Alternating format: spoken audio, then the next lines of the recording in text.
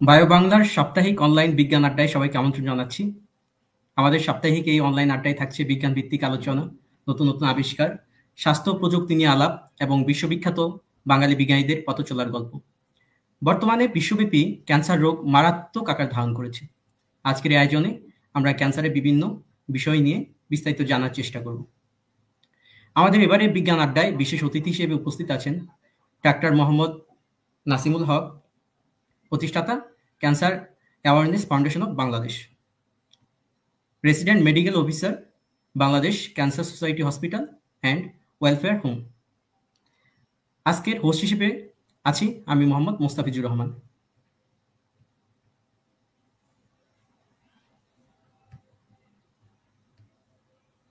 আসসালামু আলাইকুম sir. Sir কেমন আছেন? ওয়ালাইকুম আসসালাম। আছি, আলহামদুলিল্লাহ ভালো আছি। আপনি স্যার আমরা ভালো আজকে আছেন? জি স্যার আমি ভালো আছি। স্যার আমরা আজকে চেষ্টা করব স্যার আহ, আপনার শুরুটা কেমন হয়েছিল, আপনার ফাউন্ডেশন নিয়ে, আপনার পড়ালেখার যাত্রা, বিভিন্ন বিষয় নিয়ে আমরা স্যার আজকের আড্ডাটায় চেষ্টা করব। স্যার আমি যদি আপনাকে প্রথমে যদি জি। জি স্যার।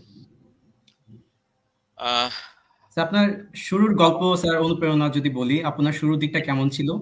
শুরুর একেবারে দিকটা শুরুর বলতে দিক থেকে বর্তমান ক্যান্সার এক্সপার্ট হিসেবে মাসুমুল হক হয়ে ওঠার গল্পটা যদি আমাদের সাথে একটু শুরুর দিক শেয়ার থেকে করতেন। বলতে গেলে আমি মেডিকেল কলেজে লেখাপড়া করেছি, ঢাকা ন্যাশনাল মেডিকেল কলেজে। আমি সেখান থেকে এমবিবিএস কমপ্লিট করি 2007-এ। তারপর আমি পেশাগত জীবনে কাজ শুরু করি। প্রথমে কিছুদিন এদিক কাজ করে আমি তখন জাতীয় ক্যান্সার গবেষণা ইনস্টিটিউটে আমি তখন ট্রেনিং এ জয়েন করি। আমি ট্রেনিং এ জয়েন করি প্রথমে মেডিকেল অনকোলজি ডিপার্টমেন্টে। মাত্র তখন ডিপার্টমেন্টটা খুব বেশি দিন হয়নি। আমি সেই জায়গাতে জয়েন করি এবং সেই জায়গাতে বেসিক্যালি আমার আসলে ক্যান্সার রোগীদের নিয়ে কাজের আহ, প্রথম অভিজ্ঞতা হয়, কারণ ন্যাশনাল মেডিকেল কলেজে সেই সময় ক্যান্সার বিভাগ ছিল না। আমার এক পরিচিত আহ, আহ, শ্রদ্ধেয় বড় ভাই ছিলেন। উনি তখন আহ, জাতীয় ক্যান্সার গবেষণা ইনস্টিটিউটে কর্মরত ছিলেন, তো তার সূত্র ধরেই সেখানে আমার ট্রেনিং করতে যাওয়া শুরু। খ্যাতনামা প্রফেসর পারভিন শাহিদ আক্তার ম্যাডামের আন্ডারে আমি ট্রেনিং করি 6 মাস মেডিকেল অনকোলজি ডিপার্টমেন্টে। এবং তারপর হঠাৎ করেই আমার কাজের একটা সুযোগ হয়, সেটা আসলে খুব মানে র্যান্ডমলি হয়ে গিয়েছিল। আহ, আহ, Bangladesh cancer society hospital and welfare হোমে আমি এখন যেখানে কর্মরত রয়েছি, সেটা 2009 সালের কথা বলছি। আমি আসলে ওই 2009 থেকে এখন পর্যন্ত একই হাসপাতালেই কাজ করে যাচ্ছি। আহ, কাজ শুরু করি এবং আমার আসলে শুরুতেই এই ধরনের পাবলিক হেলথ রিলেটেড ইস্যুতে আসার বা ইনভলভ হওয়ার আমার আসলে প্ল্যান ছিল না, সত্যি বলতে। আমার প্রথমে প্ল্যান ছিল আমি মেডিসিনে এফসিপিএস বা এমডি কিছু একটা করব, সবাই যেভাবে ক্লিনিশিয়ান হয় সেরকম একটা কিছু হবো। এন্ড আই ওয়াজ ট্রাইং, পরীক্ষা দিচ্ছিলাম। তারপর আমাদের তো ওখানে আহ, ওখানে এক স্যার ছিলেন, প্রফেসর সারোয়ার আলম স্যার। উনি তখন আমাকে বললেন প্রথম যে আপনি মাসুম আপনি রেডিওথেরাপিতে ক্যারিয়ার করেন। তো যাই হোক বললেন, আমি তখন আবার চিন্তা করলাম যে না, যেহেতু অনকোলজিতে কাজ করছি প্রায় বছর দেড়েকের মতো হয়ে গেল, তো আমি সেই জায়গাতে পরীক্ষা দেওয়া শুরু করলাম। একবার কি দুবার পরীক্ষা দিলামও। এর মধ্যে বেশ কয়েকটা ঘটনা ঘটলো, যে ঘটনাগুলোর ক্ষেত্রে আমার মনে হলো যে আসলে আহ ক্যান্সার নিয়ে তো আসলে চিকিৎসা অনেকেই দিচ্ছেন, ক্যান্সারের অনকোলজিস্ট তো অনেকেই হচ্ছেন, কিন্তু এই যে জায়গাটা ক্যান্সারের যে পাবলিক হেলথ যে ডিমান্ডটা, এইটাকে আসলে মিট করার জন্য পাবলিক হেলথ ব্যাকগ্রাউন্ডের কিছু বা এই ধরনের কমিউনিটি ইন্টারভেনশনাল কিছু কাজ করা দরকার। একদম যে হচ্ছিল না তা না, কিন্তু আমার কাছে মনে হয়েছে যে আরো করা দরকার এবং ডেডিকেটেডলি করা দরকার। আহ, তারপরে আসলে আমার এদিকে কাজ করা শুরু, সেটা 2012-13 দিক থেকে।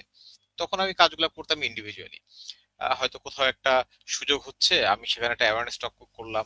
কোথাও সুযোগ হচ্ছে একটা ক্যান্সার পেশেন্টকে হেল্প করার, তাকে তার জন্য আমি ক্রাউড ফান্ডিং করলাম।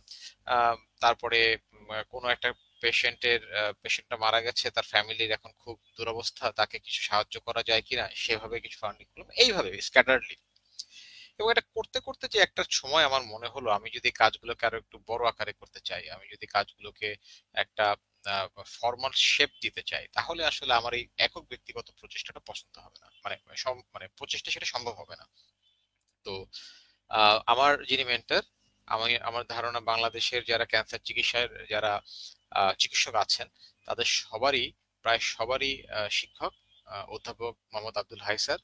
আমি তার অধীনেই কাজ করছি দীর্ঘ প্রায় 15 বছর ধরে বাংলাদেশ ক্যান্সার সোসাইটিতে। স্যারকে আমি একদিন বললাম যে স্যার আমি তো আসলে ক্লিনিক্যাল অনকোলজিস্ট হওয়ার চাইতে এই জিনিসগুলোকে আমাকে স্যার বেশি আকর্ষণ করছে, আমার তো এদিকটাতে কাজ করতে ইচ্ছা করছে। স্যার প্রথমে স্যার সবসময় খুব এনকারেজ করেন সবাইকে, এবং আমাকেও উনি করলেন। এবং কিছুদিন আমি কাজ করলাম, কাজ করতে করতে তখন আমার এই ক্যান্সার অ্যাওয়ারনেস ফাউন্ডেশন, তখন নাম ছিল শুধু ক্যান্সার অ্যাওয়ারনেস ফাউন্ডেশন, বাংলাদেশ তখনও যুক্ত হয়নি। তো আমরা এই নামের একটা রেজিস্ট্রেশন নিলাম, নিয়ে আমরা কাজ করলাম, আরেকটু বেশি গুছানো হলো। আস্তে আস্তে আমরা কিছুদিন 2016-তে আমরা প্রথম রেজিস্ট্রেশন করে নামের রেজিস্ট্রিটা করলাম, ক্লিয়ারেন্সটা নিলাম। তারপরে আমরা আস্তে আস্তে কাজ করছি, একটু একটু গুছিয়ে গুছিয়ে কাজ করছি। আগে হয়তো একটা স্কুলে কাজ করতাম, তারপরে চেনা জানার গণ্ডির ভিতর থেকে পরে জাতীয় পর্যায়ে স্কুল, ইউনিভার্সিটি, মেডিকেল কলেজ, এগুলোতে আস্তে আস্তে কাজ করা শুরু করলাম। এবং একটা সময় যে আমরা সরকারি যেই মানে যেই নিয়ম কানুন আছে তার নিয়ম কানুনের মধ্যে থেকে আমরা রেজিস্ট্রেশন নিয়ে কাজ করছি। তো এই হচ্ছে আমার আসলে শুরুটা কি করে হলো, সেই গল্পটার খুব ছোট্ট একটু সারসংক্ষেপ আর কি।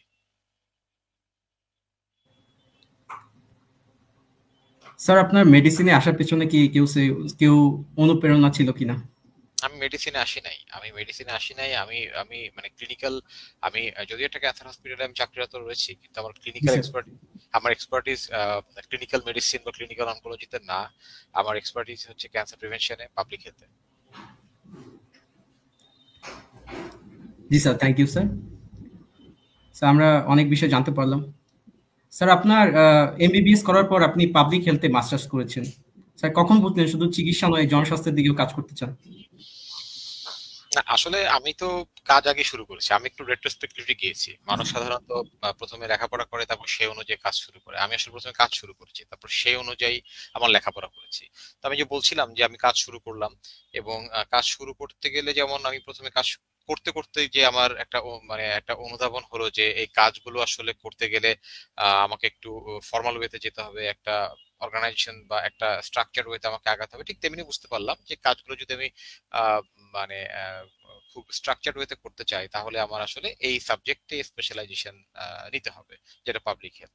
তো আমি খুঁজছিলাম যে পাবলিক হেলথে এবং which is more related to cancer prevention, এই ধরনের কিছু খুঁজছিলাম। তো তখন আমার হাসপাতালের কাছেই Bangladesh university of health science, ওদের একটা আমি লিফলেট বা কিছু একটা পেলাম, যেন ওরা বলছেন যে নন কমিউনিকেবল ডিজিজে ওদের তখন এমপিএইচ কোর্স চালু হয়েছে তার কিছুদিন আগে থেকেই। দুটো দুটো তিনটা ব্যাচ হয়তো বা গিয়েছে। তো তখন আমি দেখে আমার হাসপাতালের ঠিক একদম পাশেই একদিন গেলাম, কথা বললাম, এবং তারপরে ওদের যে নিয়ম কানুন সেই নিয়ম কানুন আমি কমপ্লিট করে সেখানে আমি মাস্টার্সে ভর্তি হলাম পাবলিক হেলথ এনসিডি তে, নন কমিউনিকেবল ডিজিজ, এবং সেখান থেকে আমি মাস্টার্স কমপ্লিট করলাম আর কি। জি স্যার। স্যার আপনার আপনি টাটা মেমোরিয়াল হসপিটালে স্যার ওইখানে কাজ করেছেন। স্যার ওই অভিজ্ঞতা যদি আমাদের সাথে একটু শেয়ার করতেন। কাজ করেছি বলতে সেটা একটা অবজারভারশিপ ছিল আর কি। সেটা একটা অবজারভারশিপ ছিল, সেটা আহ, প্রায় 15 দিনের একটা অবজারভারশিপ। আমি এটা 2019 সালে যাই, 2019 সালে আমি অনলাইন দেখে দেখে আমি প্রথমে আসলে একটা অ্যাপ্লাই করেছিলাম ইন্ডিয়ার একটা ইউনিভার্সিটিতে, আহমেদাবাদ, সম্ভবত আহমেদাবাদ বা অমৃতসর, কোন একটা পাঞ্জাবের কোন একটা ইউনিভার্সিটিতে ওদের একটা 3 মাসের একটা কোর্স ছিল নন কমিউনিকেবল ডিজিজ কন্ট্রোল প্রোগ্রামের উপরে। তো আমি অ্যাপ্লাই করেছিলাম, কিন্তু সেখানে আমি সিলেক্টও হলাম, কিন্তু কোনো একটা কারণে আমার ঠিক এই মুহূর্তে ঠিক মনে পড়ছে না যে কি কারণটা আমার হয়েছিল। কোনো একটা কারণে আমি না যেতে পারি নাই। তো তখন একটা মানে মনে একটা আক্ষেপ ছিল। তারপর আমি বিভিন্ন সময় খোঁজ করতাম যে আশেপাশে কোন রিজনের মধ্যে ক্যান্সার প্রিভেনশনের ট্রেনিং এ যাওয়া যায়, কিছু ট্রেনিং করা যায়। তো করতে করতে প্রথমে টাটার একটা আমি 3 দিনের ওয়ার্কশপে গেলাম, 3 দিনের একটা ওয়ার্কশপে অ্যাপ্লাই করে ওখানে যে আমি জানতে পারলাম যে 15 দিনের একটা ফেলোশিপের প্রোগ্রাম আছে। তো অবজারভারশিপ নট ফেলোশিপ। এবং তখন আমি 15 দিনের জন্য টাটা প্রিভেন্টিভ অনকোলজি ডিপার্টমেন্ট কিভাবে তারা কাজ করে, তাদের মানে প্রত্যেকটা ডিপার্টমেন্ট ঘুরে ঘুরে দেখা এবং কিছু কিছু হ্যান্ডস অন ট্রেনিং করার এই সুযোগটা হয়েছিল আর কি। তো that is a very good experience for me. এবং আমি মনে করি যে ক্যান্সার প্রিভেনশনে কিভাবে কাজ করতে হয়, এইটা আসলে ওই জায়গাতে না গেলে আমার ওই এর আগে 4-5 বছরের কাজ আমার লেখাপড়া, আমার অভিজ্ঞতা সেটা আসলে পূর্ণতা পেত না। এবং আমি মনে করি যারা স্টুডেন্ট রয়েছে তাদের সবার উচিত অন্তত পক্ষে হলেও আমি যদি খুব দূরেও না যেতে পারি, কাছাকাছি যে দেশগুলো রয়েছে যাদের লেখাপড়ার মানটা ভালো সেসব জায়গায় যে করসপন্ডিং ডিপার্টমেন্ট, তার রিলেটেড যে ডিপার্টমেন্ট রয়েছে সেই ডিপার্টমেন্টের মানে কোনো ধরনের ফেলোশিপ, অবজারভারশিপ, কোনো ধরনের ট্রেনিং প্রোগ্রাম, যতই ছোট ছোট 3 দিনের হোক না কেন, যাওয়া উচিত। এই জিনিসগুলো যদি স্টুডেন্ট অবস্থা থেকে আমরা পেতাম বা যদি কেউ এখন করে বা পায়, তখন যে জিনিসটা হয় সেটা হচ্ছে একটা বড় এক্সপোজার হয় এবং অনেক ক্ষেত্রে অনেক সময় এতে একদম মানে জীবনের প্রতি দৃষ্টিভঙ্গি পর্যন্ত চেঞ্জ হয়ে যায় বা যেতে পারে। সো কনসিডারিং এভরিথিং, আমার কাছে মনে হয়েছে যে, এবং ওই জায়গাটা যে আমার আসলে মনে হয়েছে যে না, প্রিভেন্টিভ অনকোলজিতে আসলে কাজের অনেক সুযোগ রয়েছে, কাজের অনেক ক্ষেত্র রয়েছে। আমরা যেভাবে প্রিভেনশন করছি সেটা আসলে একদম মানে যথেষ্ট তো নাই, সেটা একদম আসলে কিছুই না। তো ওটা একটা আমার জন্য অবশ্যই মেমোরেবল এক্সপিরিয়েন্স ছিল। এবং ওখান থেকে আমি 15 দিন, মানে 15 দিন না, 15 দিন মানে আমার হয়তো বা 5 বছর বা 10 বছরের একটা অভিজ্ঞতা নিয়ে আমি ফিরেছি সেখান থেকে। চমৎকার স্যার। স্যার আপনার এই অ্যাওয়ারনেস নিয়ে, ক্যান্সার অ্যাওয়ারনেস নিয়ে স্যার প্রথম দিকে কি স্যার কোনো প্রতিবন্ধকতা ছিল কিনা, বা কখনো কোনো প্রতিবন্ধকতা ছিল কিনা? হ্যাঁ, প্রতিবন্ধকতা যদি আমি বলি তাহলে তো ছিলই। কি ধরনের প্রতিবন্ধকতা ছিল? আমি যে কি করতে যাচ্ছি, কি বলতে যাচ্ছি, এটাই আমি মানুষকে প্রথমে বুঝাতে পারতাম না, যে আমি আসছি কথা বলতে। তো ভেরি গুড, কি নিয়ে কথা বলবেন? ক্যান্সার নিয়ে কথা বলবো। তো ক্যান্সার নিয়ে যে কথা বলা যায়, এর আগে doctor Habibullah Talukdar Ruskin sir একজন আছেন, উনি খুব কাজ করেছেন একটা সময়। আসলে উনি সারা বাংলাদেশ ঘুরে ঘুরে এই এই বিষয়গুলোকে মানুষের সামনে তুলে ধরেছেন। এছাড়া আসলে সেভাবে ডেডিকেটেডলি মানে এই মাত্রায় কেউ কাজ করেন নাই। তো উনি উনার কারণে কিছুটা হয়তো বা আমি যখন কাজ শুরু করেছি, আমার কাছে প্ল্যাটফর্মটা কিছুটা ছিল, কিন্তু তারপরেও অনেক জায়গায় যে মানুষজনকে বোঝানোর, বা এখন যেমন উইলিংলি অনেকে স্কুল কলেজ থেকে বলে যে ঠিক আছে আমাদের এখানে একটা সেশন করতে চাই। আমরা অনেক সময় এমন অভিজ্ঞতা হয়েছে ঢাকাতেই, যে একটা স্কুলে গিয়েছি কথা বলবো এগুলো নিয়ে, তখন প্রিন্সিপাল বা হেডমাস্টার, হেড হেড স্যার যিনি আছেন, উনি শুনে বললেন যে এগুলা নিয়ে কথা বললে বাচ্চারা ভয় পাবে, এগুলো নিয়ে আসলে কথাবার্তা আপনারা না বলে আপনারা অন্য বিষয় নিয়ে কথা বলেন, আপনারা মানে হাত ধোয়া, তারপরে হেলদি লাইফস্টাইল, এগুলো নিয়ে কথা বলতে পারেন। তো এই ধরনের কিছু প্রতিবন্ধকতা ছিল, যারা চিকিৎসক সমাজ রয়েছেন তাদেরও অনেক সময় বোঝাতে কষ্ট হয়েছে যে আসলে আমরা কি নিয়ে কাজ করি, কি নিয়ে কথা বলি। এরকম কিছু প্রতিবন্ধকতা ছিল। এবং আরেকটা প্রতিবন্ধকতা ছিল, সেটা হচ্ছে একাডেমিক। কারণ আমরা একটা এটা তো কোনো আসলে ফর্মাল, মানে যেমন আমরা এফসিপিএস করছি বা এমডি করছি, করে আমরা একটা হাসপাতালে বা সরকারি হাসপাতালে, যদি সরকারি কর্মকর্তা হয়, বা বেসরকারি হাসপাতালে কনসালটেন্ট হিসেবে রোগী দেখছি। হ্যাঁ, বা আমরা এপিডেমিওলজিতে একটা পিএইচ করে তার একটা নির্দিষ্ট জব সার্কেল, মানে একটা জবের একটা ক্ষেত্র রয়েছে। তো এই জিনিসটা এনসিটি তে বা এই প্রিভেনশনের ক্ষেত্রে এই জায়গাটাতে আসলে একদম ফর্মাল স্ট্রাকচার্ড লেখাপড়ার সুযোগটা কমই ছিল, এখন অনেকখানি হয়েছে।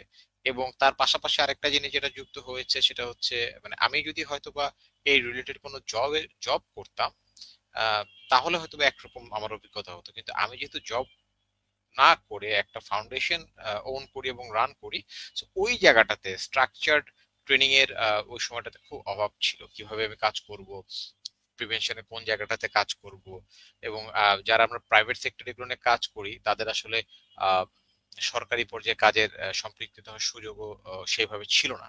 এখন যদিও কিছুটা আস্তে আস্তে চেঞ্জ হচ্ছে, তারপরেও আমার মনে হয় আরো অনেক পরিবর্তন দরকার, আসলে এখন অনেক পরিবর্তন দরকার। আর সবচেয়ে পজিটিভ যেটা চেঞ্জ হয়েছে আমার কাছে মনে হয়েছে, এটা আমাদের সবার প্রচেষ্টার ফলাফল, এককভাবে কারো কথা বলা যাবে না। ইয়াং জেনারেশন যারা রয়েছে, they have come up tremendously, তারা প্রচন্ড উৎসাহের সঙ্গে এগিয়ে এসেছে।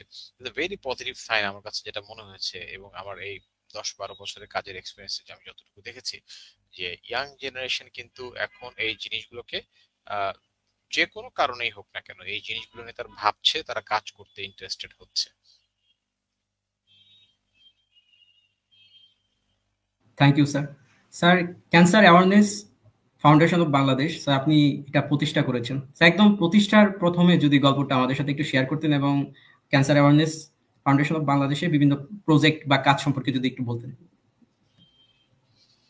হ্যাঁ, ধন্যবাদ। প্রতিষ্ঠার শুরুটা তো আমি বলেছি যে 2016 সালে আমি আগে থেকে কাজ করতাম তখন। আরেকটু তাহলে একটু বিস্তারিত বলি। আমি যখন চিন্তা করলাম যে এরকম ভাবে করা উচিত, আমি আমার সব ফ্রেন্ডদেরকে ডাকলাম, আমার স্কুল ফ্রেন্ড, আমার আশেপাশে যেসব বন্ধু বান্ধব, কাছের বন্ধু বান্ধব ছিল, এদের সবাইকে একদিন ডাকলাম, ডেকে বললাম যে আমি আমার একটা কাজ করতে চাই। And they encourage me a lot. অনেকেই আসছেন এবং অনেকেই তারা আমাকে এটা বললেন এবং উৎসাহ দিলেন। ওই আমার আসলে শুরু। এবং এবং ভেরি অবভিয়াসলি যেটা হয়, সবাই তো বিভিন্ন বিভিন্ন ব্যাকগ্রাউন্ডের।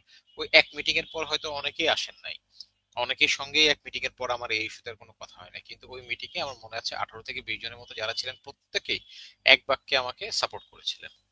এইটা আসলে আমার জন্য অনেক হেল্পফুল হয়েছিল। তারা যদি সেই জায়গাতে আমাকে আটকে দিতেন তাহলে হয়তো আমি একটু ডিফারেন্ট ওয়েতে চিন্তা করতাম। দু একজনের মধ্যে এখনো রয়ে গেছে। তো তারপর আমরা ক্যান্সার ফাউন্ডেশন নিয়ে কাজ শুরু করলাম।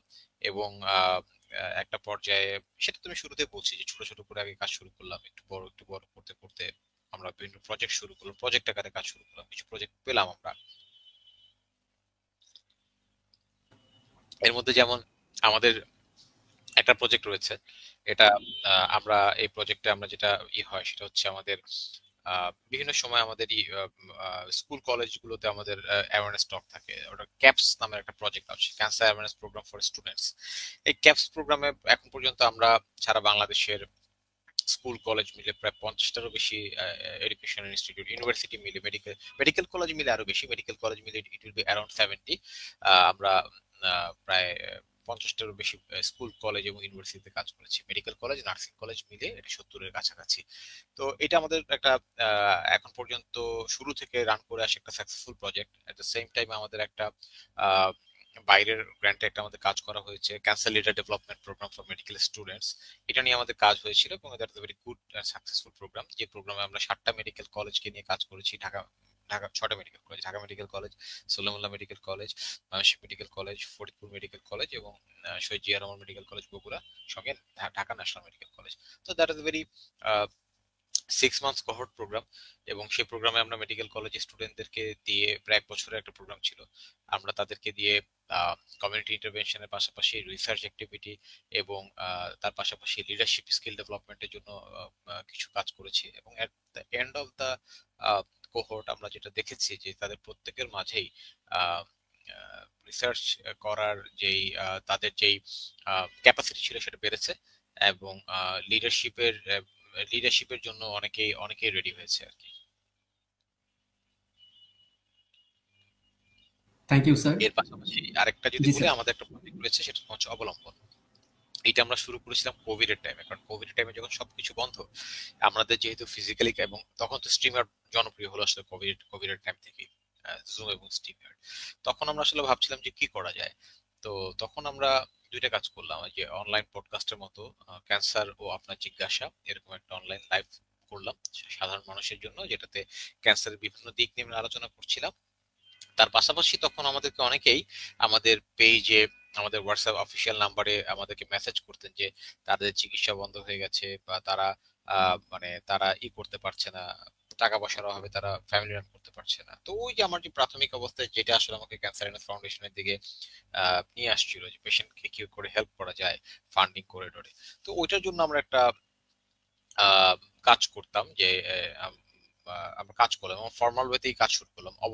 অবলম্বনে আমরা আসলে ক্যান্সার পেশেন্টদেরকে সহযোগিতা করে থাকি। এবং আমি এই জায়গাটা ক্লিয়ারলি বলি, সেটা হচ্ছে আমরা যে ফান্ডটা পাই তার মূলত 95% ফান্ডই পাই আমরা রমজান মাসে, এবং জাকাতের টাইম, জাকাত ফান্ডটা পাই। এবং ওইটাতে আমরা যেটা দেখি সেটা হচ্ছে আমাদের সারা বছরে একটা সময় ফান্ড আসে, এবং এই ফান্ডটা আমাদের কর্পোরেট ফান্ড বা ওরকম কিছু না, এটা যেটা আসে এটা পিয়ার গ্রুপ বা ফ্রেন্ডস এন্ড ফ্যামিলি, এদের মাঝ থেকে আসে। তো কিন্তু আমাদের কাছে অ্যাপ্লাই আসে অনেক, মানে প্রচুর লোকজন আমাদের কাছে মানে সহযোগিতার জন্য করেন, আবেদন করেন। তো আমরা এখন থেকে যেটা করছি সেটা হচ্ছে আমরা সরাসরি কোনো পেশেন্টকে আমরা এখন থেকে আর হেল্প করছি না। মানে আমরা 2024 পর্যন্ত আমরা সরাসরি পেশেন্টকে টাকাটা দিতাম।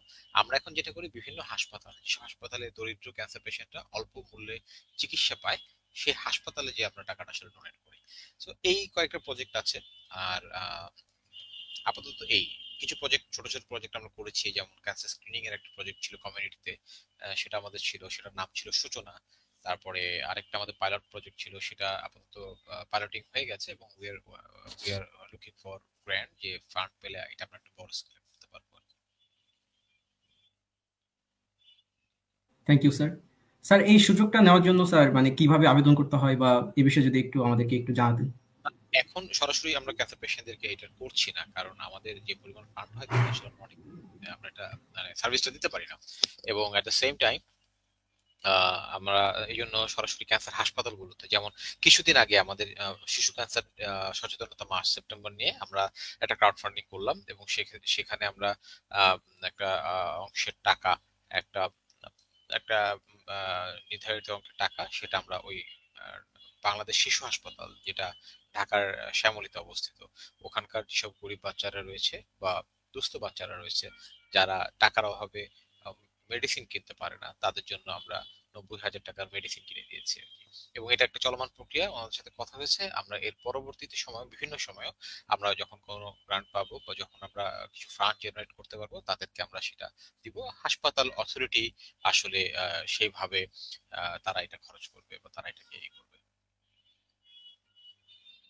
স্যার খুবই চমৎকার কাজ স্যার। স্যার আমরা একটা পাবলিক কমেন্ট নিচ্ছি স্যার। স্যার ক্যাপস নিয়ে যদি একটু ডিটেলস শেয়ার করতেন, এই প্রোগ্রামে কি কি বিষয় নিয়ে ট্রেন করা হয়? ক্যাপসের দুইটা ধরন রয়েছে। স্কুল কলেজের জন্য একটা 1 ঘন্টার প্রোগ্রাম হয়। 1 ঘন্টার প্রোগ্রামে সাধারণত আমরা ক্যান্সার কি, ক্যান্সারের ঝুঁকিপূর্ণ কারণ কি কি, এইটা থেকে আমরা আসলে কিভাবে নিজেদেরকে প্রতিরোধ করতে পারি বা নিজেদেরকে রক্ষা করতে পারি, ক্যান্সারের যে প্রাথমিক লক্ষণগুলো রয়েছে সেগুলো, ক্যান্সার কিভাবে আমরা ডায়াগনোসিস করি, ট্রিটমেন্টের একদম বেসিক কি কি ট্রিটমেন্ট আছে, শুধু নামগুলো আর কি এগুলো, এবং সমাজে ক্যান্সার নিয়ে প্রচলিত কি কি ভুল ধারণা রয়েছে, এটা অ্যাড্রেস করা খুব জরুরি। এই জিনিসগুলো নিয়ে আসলে কথা বলি। আর ইউনিভার্সিটি পর্যায়ে আমাদের এটা একটা প্রায় 6 ঘন্টার একটা ওয়ার্কশপের মতো হয়, সকাল থেকে একদম বিকাল পর্যন্ত চলে।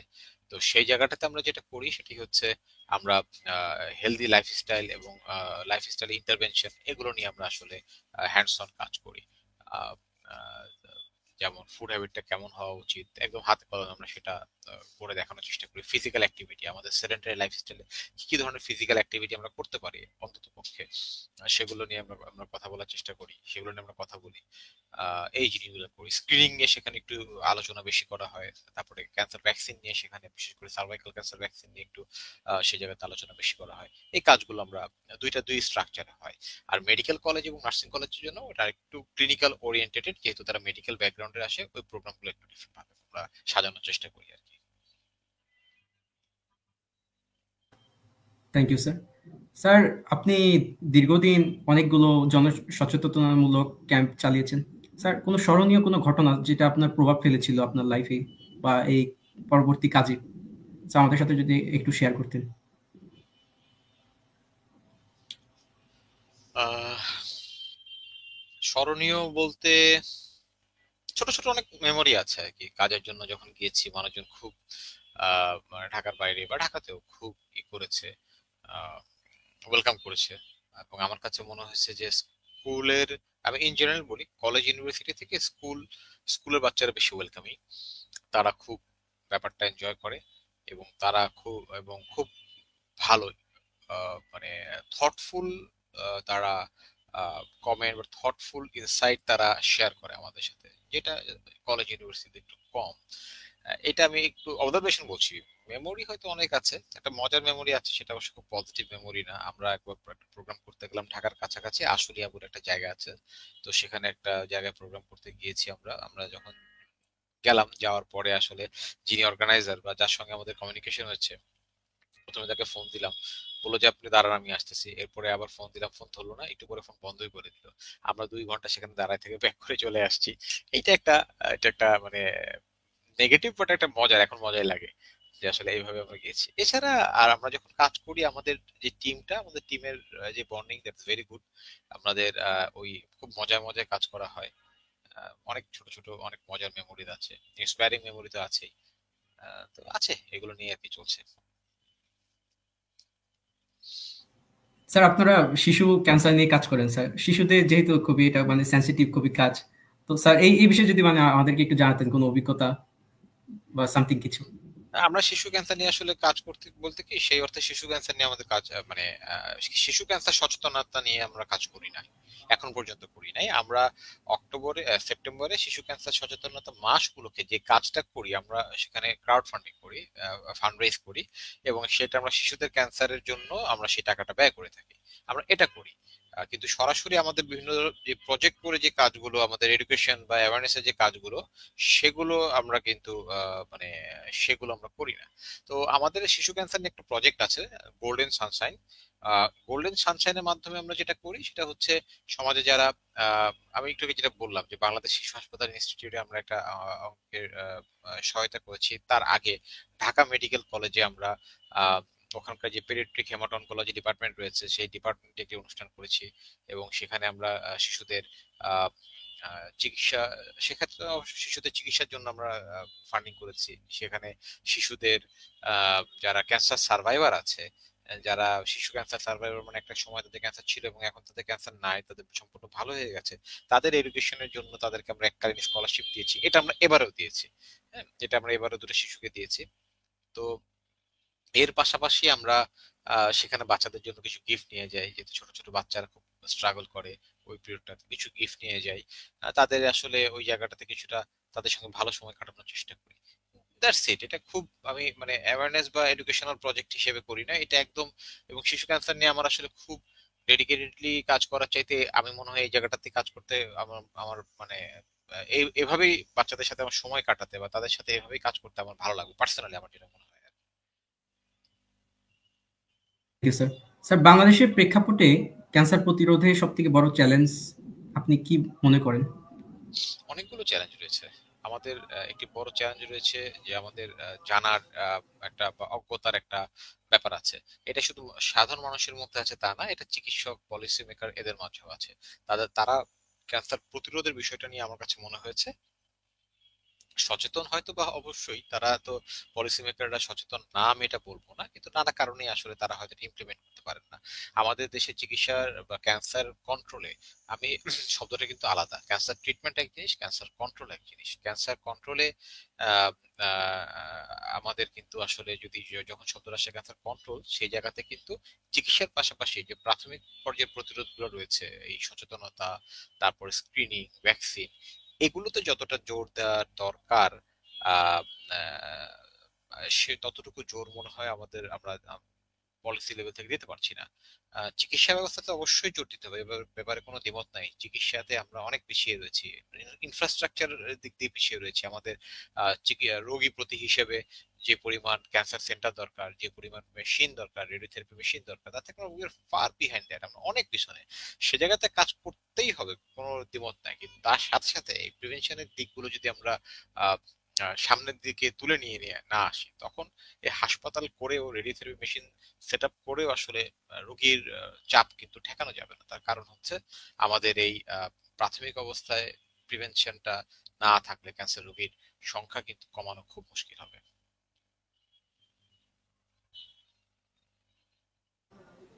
Thank you sir.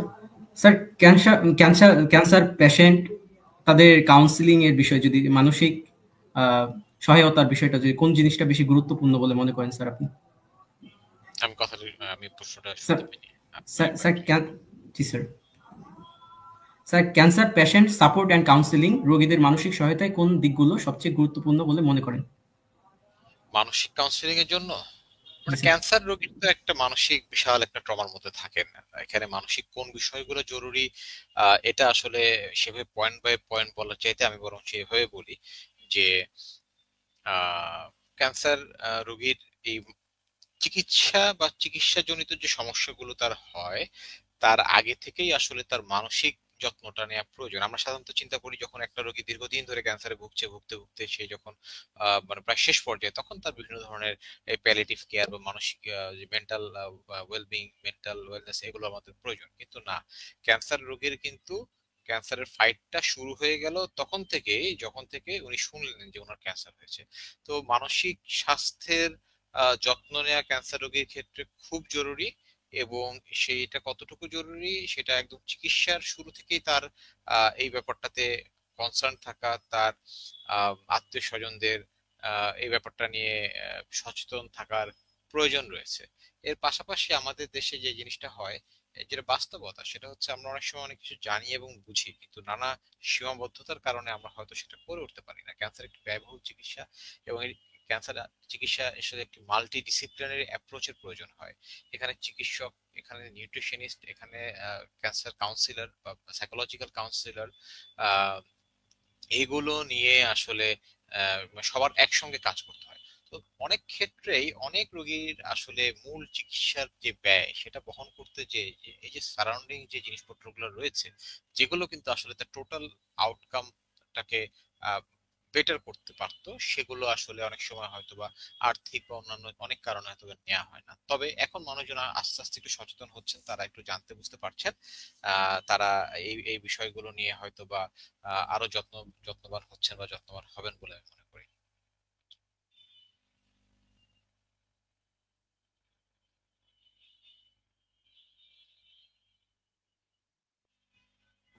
Thank you sir. Sir, বাংলাদেশে ক্যান্সার বেড়ে যাওয়ার স্যার কারণগুলো কি হতে পারে স্যার? এই বিষয়ে যদি আমাদেরকে একটু বিস্তারিত আহ, বলতেন। অনেকগুলো কারণ তো আসলে রয়েছে। আমাদের দৈনন্দিন যে জীবনযাত্রা সেটা তো চেঞ্জ হয়ে গিয়েছে, এবং আমাদের খাবারের যেই খাদ্যাভ্যাসের মধ্যে আমাদের যে ধরনের উপাদান আমরা খাচ্ছি, যেসব খাবার আমরা খাচ্ছি তার মধ্যে একটা ব্যাপক পরিবর্তন রয়েছে। আমাদের ফিজিক্যাল অ্যাক্টিভিটি করার অভ্যাসটা কমে গেছে, বা প্রয়োজনটা আমাদের এখন অনেক কম হচ্ছে, এবং আমাদের খাবারের মধ্যে প্যাকেট ফুড, প্রসেস ফুড, এই ধরনের খাবার টাবার বেশি চলে এসেছে। এবং এটি কিন্তু শুধু আমরা একটা সময় থেকে ক্যান্সারকে বলা হতো ডিজিজ অফ আরবানাইজেশন। এই আরবানাইজেশনের ছোঁয়া তো এখন শুধু শহরগুলোতে না, মেট্রোপলিটন সিটিতে না, গ্রাম ইউনিয়ন একদম একদম গ্রাম পর্যন্ত কিন্তু এখন মানুষজন খুব বেশি হাঁটতে হয় না, একটু পরপরই অটো থাকে, অটোতে মানুষ চলাফেরা করে। তারপরে গ্রামের একদম ছোট্ট একটা টং দোকানে কি কি জিনিস পাওয়া যায় বলেন? সেখানে পাওয়া যায় হচ্ছে packet biscuit, chips, juice, coke, আর পাওয়া যায় চা, চায়ের সঙ্গে পান এবং সিগারেট। এইটা কিন্তু একটা আপনি গ্রামের, প্রত্যন্ত গ্রামের একটা টং দোকানে মিনিমাম এই কটা জিনিস কিন্তু থাকবেই। এটা নিয়ে অনেকে এটা পুঁজি করে অনেকে বিজনেস শুরু করে। তার মানে আমরা দেখতে পাচ্ছি যে আমাদের আসলে এই জিনিসগুলো একদম কিভাবে একদম প্রান্তিক পর্যায় পর্যন্ত আমাদের চলে গিয়েছে। তো এগুলো কিছু কারণ। তার পাশাপাশি ধূমপান এবং তামাক জর্দার যে কারণগুলো রয়েছে, সেই কারণগুলো তো একদম ইউনিভার্সাল কজ, এগুলো রয়েছে। এর পাশাপাশি আরেকটা দিক রয়েছে আমাদের যেই ডায়াগনোসিস এর যে সুযোগ সুবিধা, অ্যাডভান্সমেন্ট, এটা বেড়েছে। একটা সময় হয়তো বা ক্যান্সার হলেও মানুষজন সেটা পরে ধরতে পারতো বা ধরতেও পারতো না, সেই জিনিসগুলোর এখন অনেক ডেভেলপমেন্ট হয়েছে, এই জন্য ক্যান্সার রোগের ধরাও যাচ্ছে। তো এই সবকিছু মিলেই আসলে ক্যান্সার রোগটা বেড়েছে, আহ, আহ, বেড়ে গেছে বলে আমি মনে করি আর কি। জি স্যার। স্যার, তার মানে অবশ্যই খাদ্য নিরাপত্তা বিষয়টা খুবই গুরুত্বপূর্ণ। অবশ্যই। এবং আরেকটা জিনিস রয়েছে, সেটা হচ্ছে খাদ্য নিরাপত্তা বিষয়টি গুরুত্বপূর্ণ, তার পাশাপাশি আমাদের যে পরিবেশগত যে ঝুঁকির মধ্যে আমরা আছি, এই ব্যাপারে তো কোনো দ্বিমত নাই যে ঢাকার বায়ু পৃথিবীর সবচেয়ে মানে এয়ার কোয়ালিটি ইন্ডেক্স এর মধ্যে সবচেয়ে খারাপ দুইটা দেশের দুইটা সিটির মধ্যে একটা, কখনো ঢাকা কখনো দিল্লি, খুব কম্পিটিশন হয়, তাই না? সো এই জিনিসগুলোর মধ্যে, এই জিনিসগুলো কিন্তু আমাদের আসলে ক্যান্সার ঝুঁকিকে অনেক বাড়িয়ে দিয়েছে।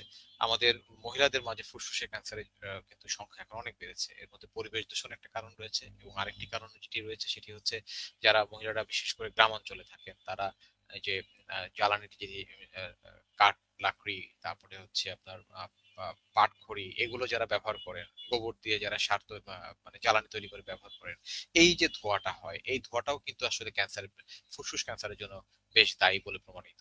এবং এই সকল কারণে, এবং মহিলাদের মধ্যে ধূমপানের প্রবণতা বেড়েছে শহরে। আমি শহরের দিকে মহিলাদের মধ্যে ধূমপানের প্রবণতা বেড়েছে। তরুণ সমাজের মধ্যে ভেপিং এর প্রবণতা বেড়েছে। এগুলো কিন্তু আসলে ফুসফুসের স্বাস্থ্য এবং ক্যান্সার, এগুলোর ঝুঁকি কিন্তু বাড়িয়ে, ফুসফুসের জন্য বিভিন্ন ফুসফুসের বিভিন্ন রোগ এবং ক্যান্সারের ঝুঁকি কিন্তু বাড়িয়ে দিয়েছে। স্যার, তার মানে স্যার আমরা বুঝতে পারলাম স্যার আমাদের দৈনন্দিন জীবনে অনেক অভ্যাসও আমাদের স্যার পরিবর্তন করতে হবে। স্যার, স্যার, আপনি দীর্ঘদিন স্যার পাবলিক হেলথ এবং মেডিকেলে কাজ করেছেন। স্যার, নতুন যেসব প্রজন্ম আছে স্যার, আমাদের নতুন প্রজন্মের জন্য যদি আপনি বার্তা দিতেন পাবলিক হেলথ এবং মেডিকেলের। পাবলিক হেলথ এবং মেডিকেল, আমি আসলে প্রশ্নটা বুঝি নাই। স্যার, পাবলিক হেলথ এবং মেডিকেলের নতুন প্রজন্ম স্যার, তাদের যদি আপনি কোনো একটা বার্তা দিতেন স্যার, দীর্ঘদিন কাজের অভিজ্ঞতা থেকে। আচ্ছা, আমার কাছে যেটা মনে হয়, আমি আমি এভাবে বলি, সেটা হচ্ছে মানে পাবলিক হেলথ এবং যারা ক্লিনিশিয়ান আর কি। হ্যাঁ, আমাদের মধ্যে একটা মানে খুব সুস্পষ্ট একটা আর কি ডিমার্কেশন রয়েছে যে আমি ক্লিনিশিয়ান, আমি রোগী দেখবো, আমি পাবলিক হেলথ আমি অবশ্যই রোগী দেখবো না। ব্যাপারটা এরকম না। পাবলিক হেলথের ডাক্তারদের বা পাবলিক হেলথে যারা রয়েছেন তারা হয়তো রোগী দেখবেন না, কিন্তু প্রত্যেকটা ক্লিনিশিয়ানকে কিন্তু আসলে পাবলিক হেলথের ভূমিকা রাখার সুযোগ রয়েছে এবং রাখতে হবে। এটা ছাড়া কিন্তু আসলে পাবলিক হেলথের যে ইন্টারভেনশন গুলো, এটার আসলে অনেক কিছু রেজাল্ট আসবে না। যেমন আমরা হয়তোবা পাবলিক হেলথের বিজ্ঞানীরা বা যারা সায়েন্টিস্ট রয়েছেন তারা বের করেছেন যে লবণ বেশি খেলে আহ, উচ্চ রক্তচাপের ঝুঁকি বাড়ছে। তো পাবলিক হেলথের যেই গবেষক এটি বের করেছেন, উনি তো আর যে প্রত্যেককে বলার সুযোগটা তার কাছে নাই, ওনার পলিসিতে কাজ করছেন। যারা চিকিৎসক রয়েছেন তারা ওইটা যখন রোগীকে দেখবেন, রোগী তারা তারা পরামর্শ হিসেবে দিবেন যে আহ, আপনি অতিরিক্ত লবণ খাবেন না বা চিনি আপনি পরিহার করবেন, ডায়াবেটিক্স হলে চিনি খাবেন না, এই যে জিনিসগুলো রয়েছে, হ্যাঁ, যে এইটা ধূমপান করবেন না, পান জর্দা খাবেন না, এগুলো কিন্তু বলে। তো this are all public health. এর পাশাপাশি যারা ক্লিনিশিয়ান রয়েছেন তারা, বাংলাদেশের ক্লিনিশিয়ান যারা রয়েছেন তারা যদি রিসার্চের ক্ষেত্রে নিজেদের দক্ষতাটা একটু বাড়ান, তাহলে যে জিনিসটা হবে সেটা হচ্ছে তাদের মানে এই জিনিসটা তাদের নিজস্ব ক্লিনিক্যাল ক্ষেত্রেও অ্যাসপেক্টেও কিন্তু তারা একটা ভালো এটার একটা আউটকাম ওরা পাবেন আর কি।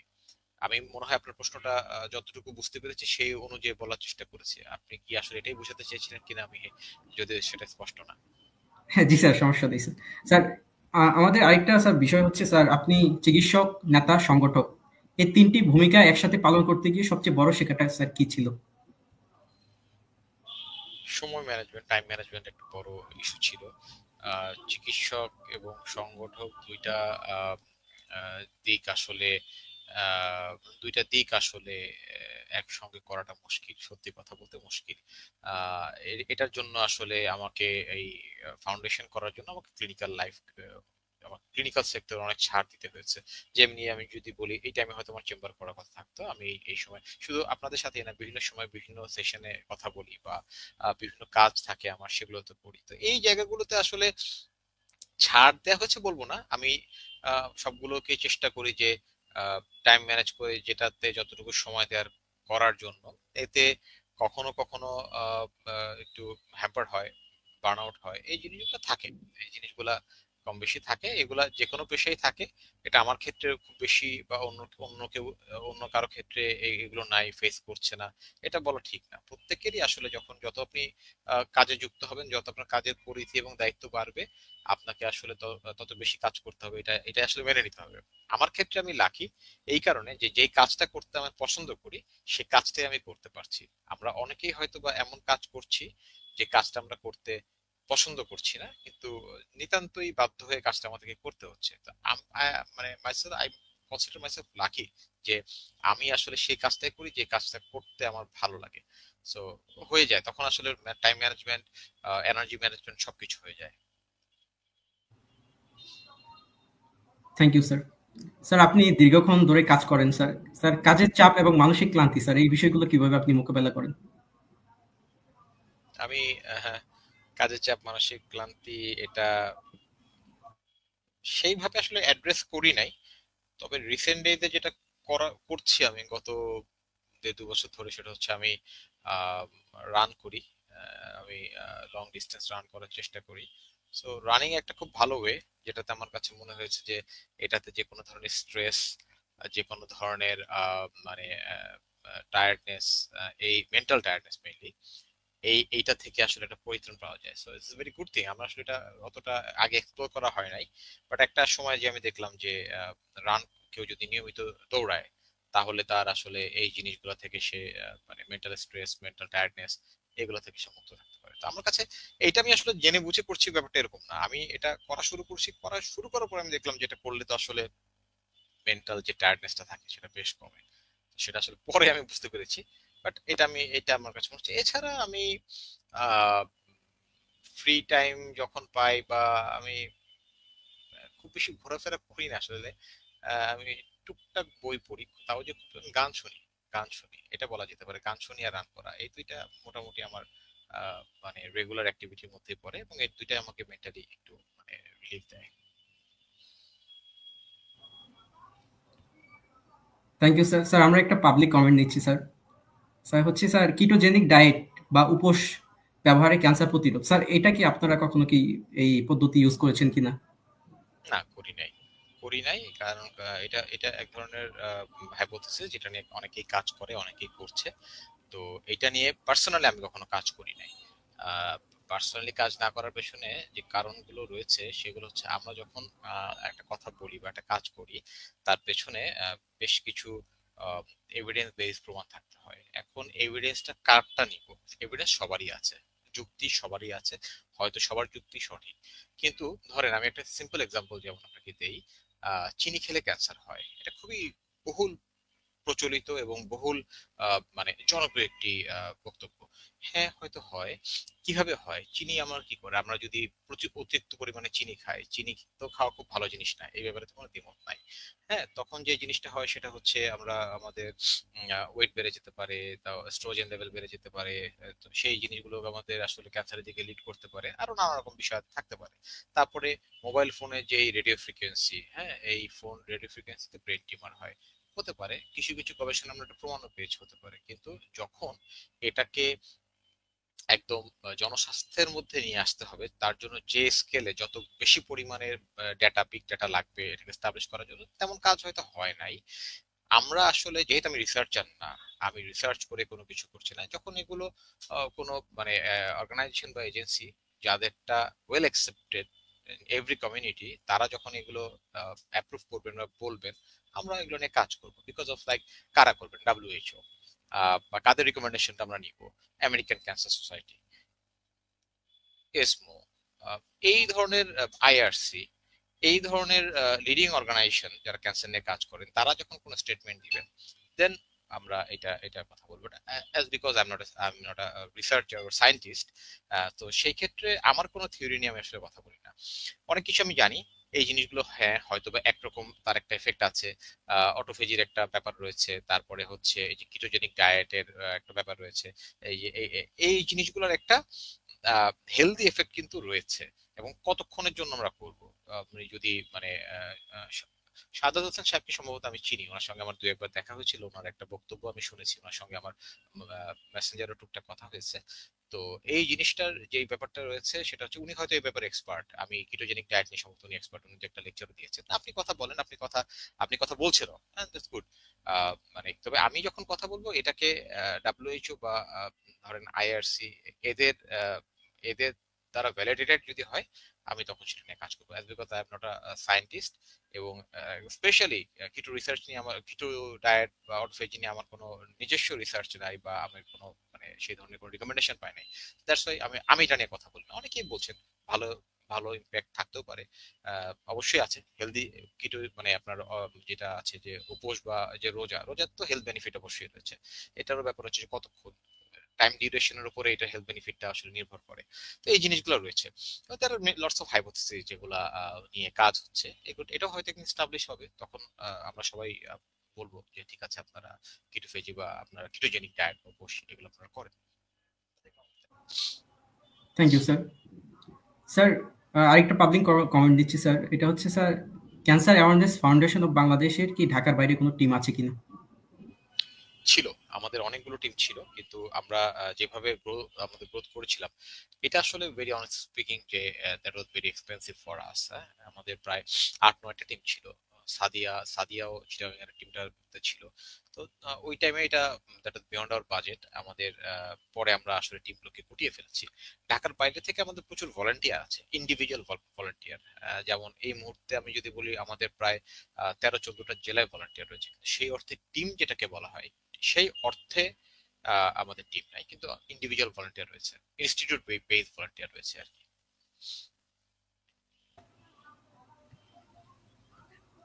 Thank you sir.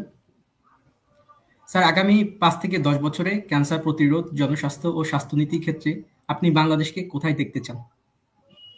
এটা খুবই কঠিন প্রশ্ন, এই প্রশ্নের উত্তর দেওয়ার মতো আমি নিজেকে যোগ্য মনে করি না। এবং আগামী 5 বছরে বা 10 বছরে ক্যান্সার প্রতিরোধকে কোথায় দেখতে চাই এতটুকু বলি, জনস্বাস্থ্য স্বাস্থ্যনীতি এত কঠিন কঠিন শব্দ আমি পুরোপুরি বুঝিও না আসলে। ক্যান্সার প্রতিরোধকে আমি অ্যাটলিস্ট স্কুল পর্যায়ে ইন্টিগ্রেটেড দেখতে চাই। স্কুল শিক্ষা ব্যবস্থার মধ্যে এটার শুধু থিওরিটিক্যালি না, প্র্যাকটিক্যালও দেখতে চাই। ক্যান্সার প্রতিরোধের জন্য আমি বাংলাদেশে ব্রেস্ট এবং সার্ভাইকাল ক্যান্সার স্ক্রিনিং এর একটা প্রজেক্ট রয়েছে, তার সঙ্গে ওরাল ক্যান্সারটাকেও ইন্টিগ্রেটেড দেখতে চাই। এবং সেই জায়গাটাতে আমাদের আসলে কাজ করার জন্য যে পরিমাণ জনসচেতনতা তৈরি করতে হবে, সেই পরিমাণ জনসচেতনতা তৈরির জন্য আমরা কাজ করতে চাই। এবং স্ক্রিনিংটাকে আমরা যতটা পারা যায় স্ক্রিনিংটাকে সহজে সবার কাছে ডোর স্টেপে নিয়ে যেতে চাই। এই কাজটা যদি আগামী 10 বছর পর্যন্ত 10 বছরের মধ্যে করা যায়, তাহলে আমার মনে হয় 2050-এর মধ্যে ক্যান্সারের আমরা কিছুটা প্রাদুর্ভাব কমাতে পারবো। এট দ্য সেম টাইম আমাদের হাসপাতালের বা ক্যান্সার সেন্টার, ক্যান্সারের যেই আধুনিক সুযোগ সুবিধা সম্বলিত যেই রেডিওথেরাপি ইউনিট, সেগুলো আমাদের কিন্তু স্থাপন করতে হবে। কারণ একটা জিনিস কিন্তু মনে রাখতে হবে, ক্যান্সার কিন্তু আপনি ঝুঁকি কমাতে পারবেন, আপনি কখনোই বলতে পারবেন না যে আমি হেলদি খাবার খাচ্ছি, আমি নিয়মিত হাঁটাহাঁটি করছি, আমি ধূমপান করছি না, আমার ক্যান্সার হবেই না। এটা বলাটা খুবই ডিফিকাল্ট। তো আপনাকে ক্যান্সারের ঝুঁকি কমানোর পাশাপাশি এই ধরনের ক্যান্সার সেন্টারগুলোর দিকে মনোযোগ দিতে হবে। আহ স্বাস্থ্যনীতির ক্ষেত্রে যদি বলি, তাহলে ইউনিভার্সাল হেলথ কভারেজ নিয়ে অনেক কথাবার্তা হচ্ছে। অ্যাটলিস্ট আমাদের ক্যান্সার এবং যে দুরারোগ্য রোগগুলো রয়েছে, যেগুলো খুব মানে দীর্ঘদিন ধরে লোকেরা সাফার করে এবং ব্যয়বহুল, চিকিৎসাটা ব্যয়বহুল, এইসব ক্ষেত্রে অন্তত পক্ষে হেলথ ইন্স্যুরেন্স চালু করাটা আমার মনে হয় এখন খুব হাই টাইম। স্বাস্থ্যনীতির মধ্যে যদি হেলথ ইন্স্যুরেন্সটাকে যুক্ত করা যায়, তাহলে আশা করা যায় যে হুট করে ক্যান্সার রোগীরা যে একটা বিপদে পড়ে যান, হঠাৎ করে যখন শুনেন যে 2 লাখ, 4 লাখ, 5 লাখ, 7 লাখ টাকা লাগবে একদম প্রাথমিক চিকিৎসা করতে, অনেক অপারেশন করতেই তো রোগীদের 3-4 লাখ টাকা চলে যায়। এবং বাংলাদেশে একজন ক্যান্সার রোগীর একটি গবেষণালব্ধ ফলাফলই বলছি, বাংলাদেশে একজন ক্যান্সার রোগীর গড়ে 6.5 লাখ টাকা লাগে, 6,50,000 টাকা লাগে তার চিকিৎসার ক্ষেত্রে করে, সারা দেশের লোক ক্যান্সার রোগীদের করে। তো এই যে একটা, প্রথমেই অনেকের ক্ষেত্রে এটা হয়তো একটা বড় টাকা, বড় অঙ্কের টাকা। যদি হেলথ ইন্স্যুরেন্সটা আমরা এস্টাবলিশ করতে পারি, তাহলে আহ এই ধাক্কাটা হয়তো, প্রাথমিক ধাক্কাটা সামাল দেওয়া সম্ভব।